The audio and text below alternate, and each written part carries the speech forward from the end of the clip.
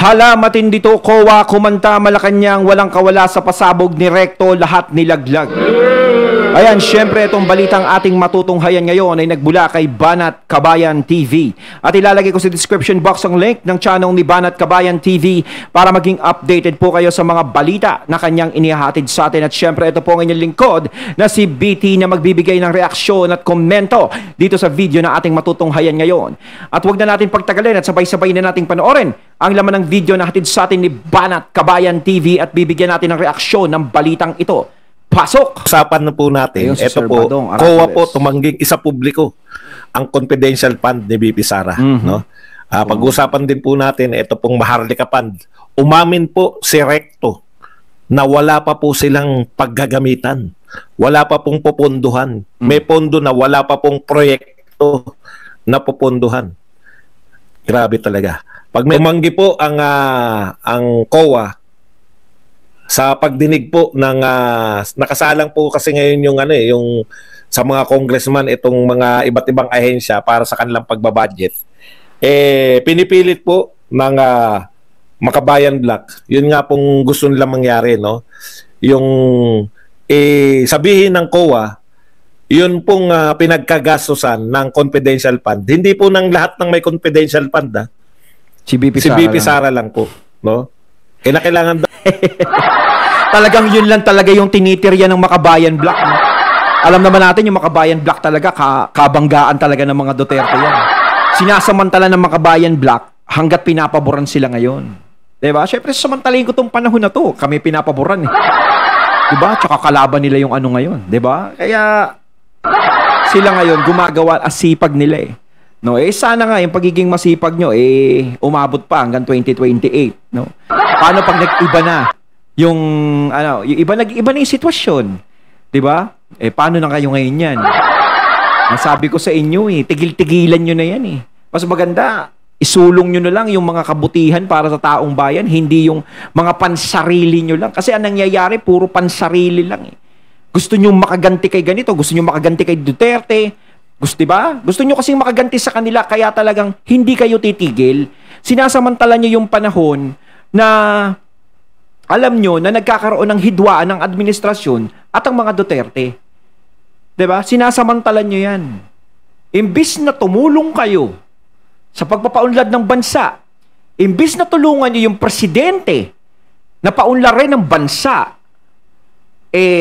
mas tumutulong pa kayo paguluhin yung bansa natin. Sinasabihin nyo, hindi naman namin ginugulo. Diba? Hindi namin ginugulo. Anong ginagawa nyo ngayon? Diba? Daw malaman na. Okay. So, ini-insist po nila na magkaroon ng ilantad ng COA. Sabi ng COA, by the definition po ng confidential po yan. Hindi po namin pwedeng ilabas yan. Ang importante po, na gastos, binigyan po kami ng report, may mga resibo yan, na ibig sabihin, yung pong wala pong anomalya, yung confidential fund. Yun naman pala, walang anomalya, pero pinipilit nyo may anomalya. Yung COA na mismo yan, may mga resibo, may mga patunay kung saan ginastos. Ang initan na topic nila, bakit ang bilis gastusin? Diba? Sinabi nga dati ni Sir Badong na nung December lang na binigay, kailangan maubos agad. Kasi sa ano na naman, parang bago na naman ata sa next year. Parang may ganun yata. Diba? So, hindi ba kayo natutuwa kasi may ginastos agad yun? Diba? May patunay naman na maayos ang pinuntahan ng perang yun. Diba? Siguro naman yung COA, hindi naman kukonsintin si VP Sara niyan kung ginastos yun sa maling paraan or si VP Sara, sinubi niya yun. May mga patunay, may mga resibo Diba? Siguro hindi naman kakampi yung COA kay VP Sara. Diba? Siyempre, sino pa ang kakampihan ng COA? Alam naman ng COA, may problema si VP Sara tsaka ang administrasyon. Kung may maling ginawa si VP Sara, pwede magsalita yung COA doon sa administrasyon na, wala. May mga ginawa yung wala sinabmit sa amin na ganyan-ganyan yan. Diba? Kaso meron May patunay sa kanila kahit sila nagsasabi na maayos naman ang pinagkagastosan ng pondo na yun. So ano yung pinipilit nyo pa? Bakit patuloy nyo pa rin pinipilit? No? Ibig sabihin, lahat ng dapat ipasa, gawin ng Office of the Vice President at ng Office ng Secretary of DepEd ay naibigay po nagawa sa COA. lahat. So, okay na po. No? Tapos Pera na ang usapan doon. Pipilitin pa nila for the sake na kung ano pa man. Kaya lang... Kasi kaya nila pinipilit na ilabas yan. Yan, yung mga pinagkagastusan na yan. Kahit tama o maganda yung nakalagay doon, gagawa nila ng mali yan. Kahit kaliit-liitan lang, gagawa ng issue yan. Siyempre, ba't gumastos kayo sa ganito? Ganito, ganyan. Ayan yan. Alam natin yan kasi wala silang maibato doon sa pondo na. Wala silang maibato. So, kailangan ilabas nyo yan para meron kaming maibato. Yung mga tama dyan, kaya naming gawing mali. Yun ang talent nila Kaya naming gawa ng issue yan. Diba? Yun ang talent. Okay din naman sa amin kasi alam naman namin na hindi magnanakaw si BP Sara. Kung i-open nyo po yung mga confidential fund ni BP Sara, halimbawa po, pumayag po ang COA, mapapwersa po yung COA na ilabas din po yung confidential fund ng presidente ng lahat ng gobernador at lahat ng mayor. Hindi po pwedeng select. Hindi pwedeng vice president lang yung pipilitin yung ilabas. Kung ilalabas sa vice president, kailangan lahat na yan, pati presidente. 'Di ba? Unfair yung ginagawa nyo yan. Kayo. Hindi po pwedeng yung COA ilalabas nila. Kasi hingin natin 'di ba? Once na nilabas nila, no? Yung confidential fund ni Sara Duterte, sisingilin natin sila na ilabas nyo rin yung confidential fund ng presidente, confidential fund ng lahat po ng may confidential fund, lahat po ng mayor, ng mga governor, ilalabas nyo po. Hindi po dahil sa kinakailangan nyo maging fair. Kasi lumabag na kayo sa confidentiality. No? Gusto nyo nang ilantad lahat ng confidential. Ilabas nyo na rin po. Pati po sa military, kung may confidential fund yung military, intelligence fund, ilabas nyo na lahat. Yun ang gusto ng makabayan black Kung susunod kayo, hindi po pwede yan na kumbaga lahat ng sekreto natin, ilantad na natin sa publiko. Hindi lang sa vice president. president. Wala na confidential ngayon. Basta gustong malaman ng makabayan black, ibigay na natin ang hilig. Hindi kayo pwedeng mag-awat. Nasasabihin nyo, pang vice president lang. Bakit? Yung confidential fund po ng iba. Poprotektahan nyo yung iba, yung vice president, hindi. Kaya susubaybayan po natin to kung mape-pressure. Kung mape-pressure ng HOR tong COA. Kasi pag ne-pressure yan, pressure din natin sila ilabas na lahat ng confidential fund. Tama. Ng lahat ng ahensya na meron. Lahat na. Hindi lang sa vice president. Kasi kung sa vice president, is personal na yan Diba? Personal na yung ginagawa nilang yan sa vice president. Ngayon, kung gusto nilang malaman, yung mga pand na yan. Diba? Lahat. Pati presidente, lahat. Diba? Sama-sama na. Hindi lang sa vice president. Kasi kung sa vice president mo lang ipipilit, may personal na intensyon kayo. 'Di ba? Gusto nyo lang may makitang butas o masira siya. Dahil inaamin nyo dito na parang pinapakita nyo talaga is nakakatakot siyang kalaban No, nakakatakot. Kailangan mahanapan natin siya ng butas. Kailangan masira siya sa mata ng taong bayan. Mabango tong tao na to sa taong bayan 'Di ba? Kailangan sirain natin para matalo to, para mawala sa eksena to. Dahil pag nanalo to bilang presidente, 'di ba? Kawawa tayo. Parang ganun yung nasa isip nyo Nagiging threat sa inyo yan si Sara Duterte. Nagiging threat sa inyo yan. Kasi kung talaga kayo, malinis ang intensyon nyo at gusto nyong malaman lahat ng pondo na napupunta sa mga tao sa gobyerno. Lahat na, hindi lang sa vice president. Para hindi kayo napapagkamalang na may personal.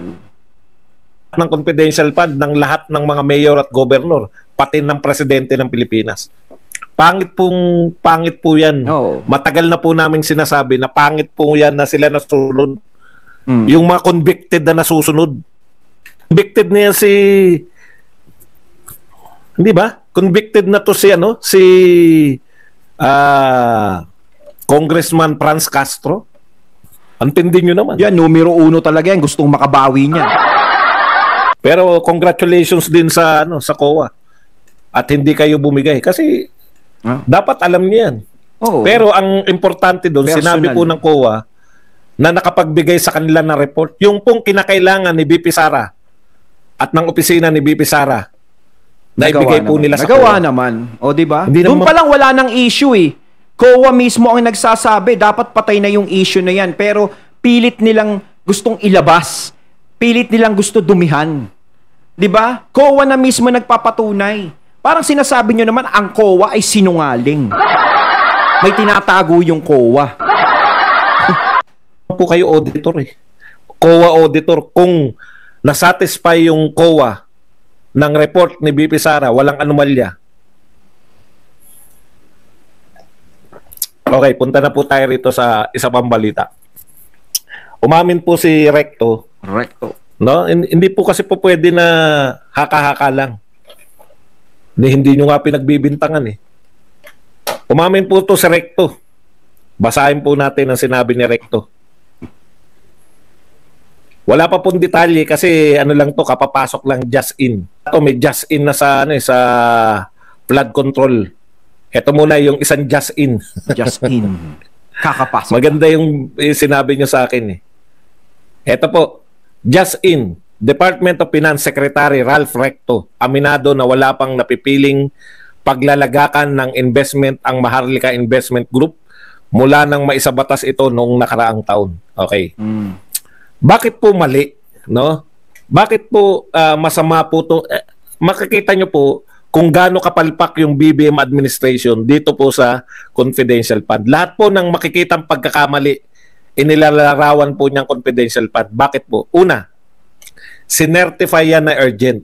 Ibig sabihin po ng sinertify na urgent ng Pangulo, kinakailangan maipasa agad, no?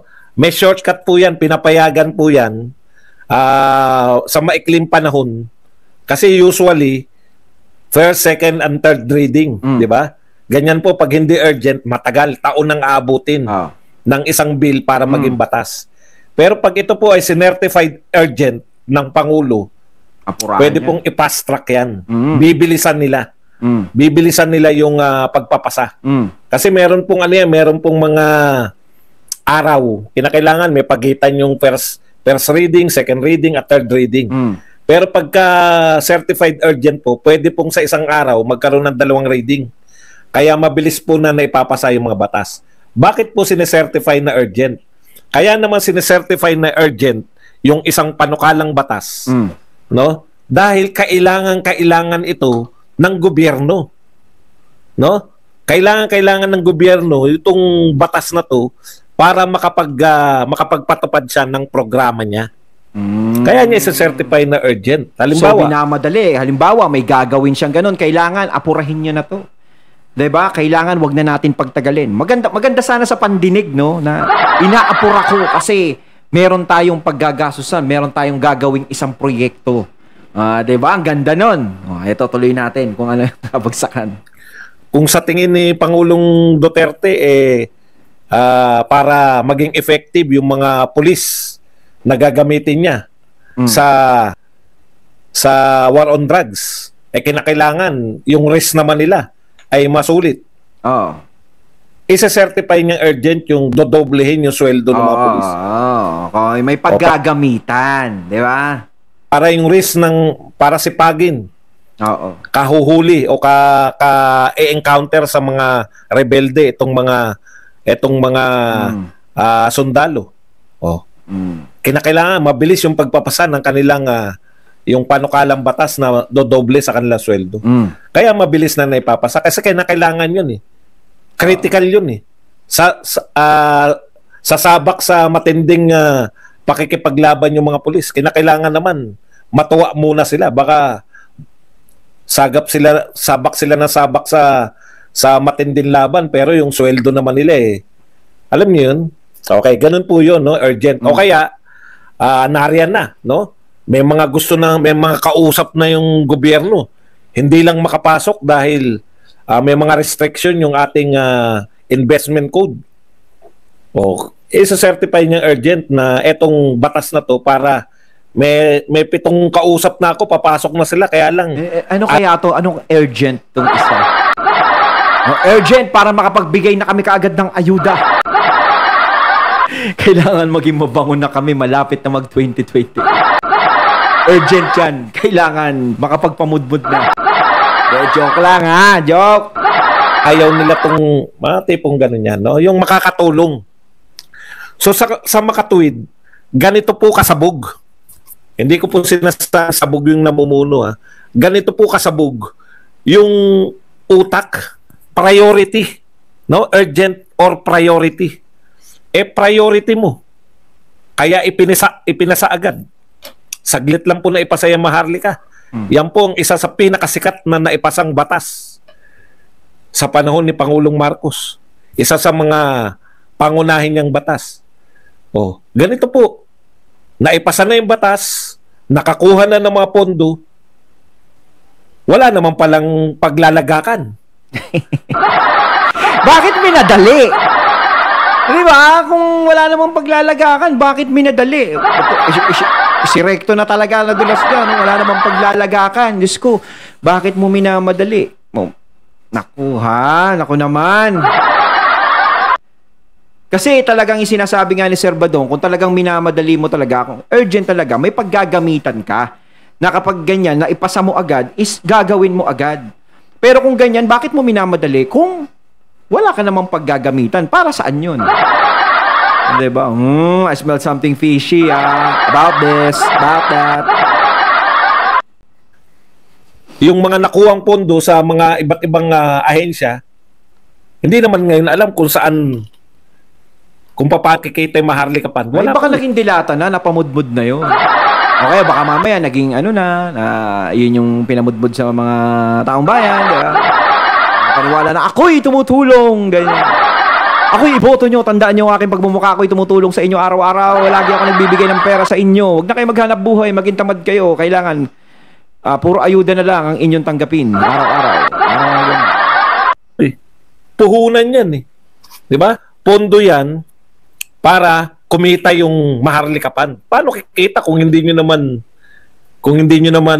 alam kung saan nyo ilalagay? No. So, sinisertify mong urgent, pinagmamadali mo lahat, wala naman palang paggagamitan. Ayun, natating natunghayan ng video na nagbula kay Banat Kabayan TV. At syempre natunghayan natin ang boses na yun na nagbula kay Sir Badong Arateles. Ayan, wala naman palang paggagamitan tapos urgent. Kayo mga katunay, saan ba ginamit? O saan gagamitin yun? Comment lang po kayo sa comment box. So once again, I'm BT and I'm out. Peace.